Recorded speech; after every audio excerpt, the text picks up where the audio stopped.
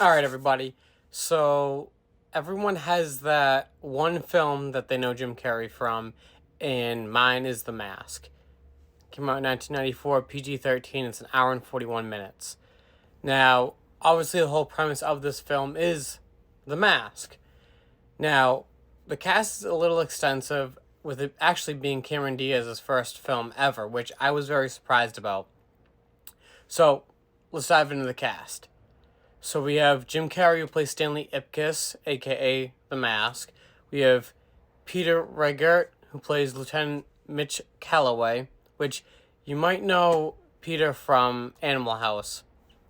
We got Peter Green, who plays Dorian, which is like the main villain of this.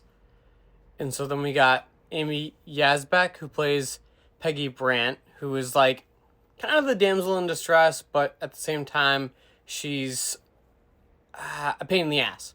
Then you have Richard Jenny, who plays Ipkiss's best friend, Charlie Schumacher.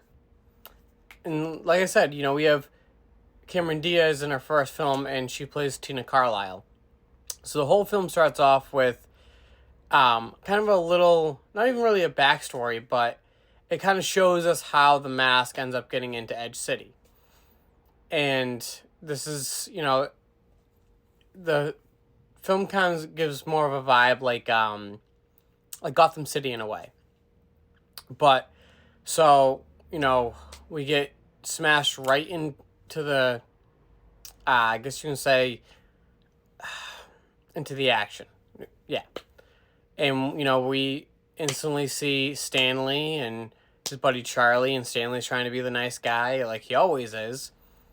And he ends up getting tickets to a concert for this girl that he really likes, and conveniently he just kind of gives his tickets away because she's like, oh, well, my friend needs to, she's in town, and yada, yada, yada. Whatever.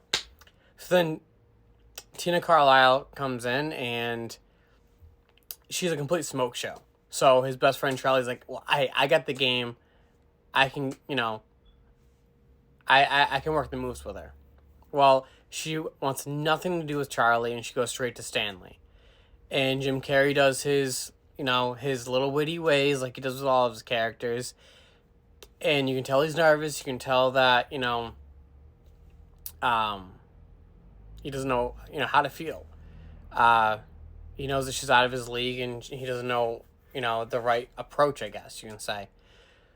So she ends up leaving, and his buddy Charlie goes, hey, let's go to the Coco Bongo Club. Tonight, me, you, and the girls. And so, Stanley is like, yeah.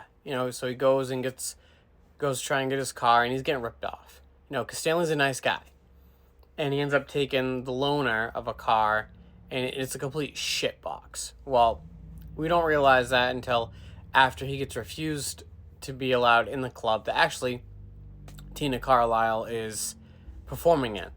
So it's like, it's one of those where like, nice guys finish last. He does everything he can to be the nice guy, and he gets screwed, every way. So anyway, so then he is driving the loner home because, he can't get into the club, and the loner breaks down.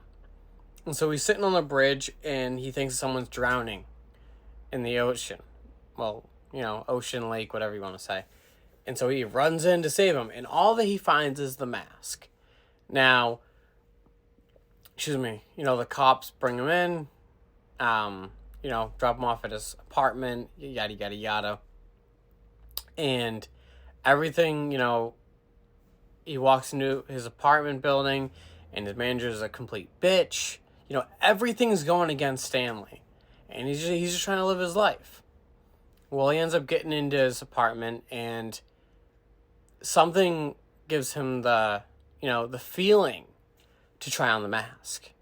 And when he does, he turns into one of the biggest badasses I've ever seen in the film industry.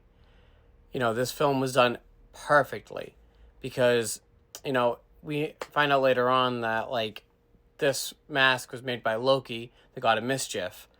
And as far as Stanley is concerned, it brings out your inner desires that you try and keep in, whether it's confidence or whatever. You know, you don't know how to present that, and it kind of just goes, you know, twists and turns. You know, he kind of goes back and forth with Dorian. He goes back and forth with Calloway, and it's just a very funny film. It's hugely enjoyable.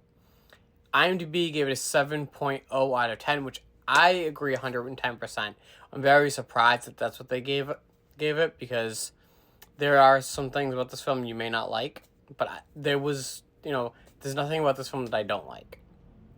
Now, I give it a 5 out of 5 because, like I said, this is a film that made me love Jim Carrey.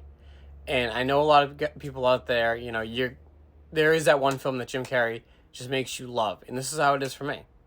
If you are interested in watching, if you haven't already, it's on the Roku channel. But give it a watch. Let me know what you think. And I'll see you soon.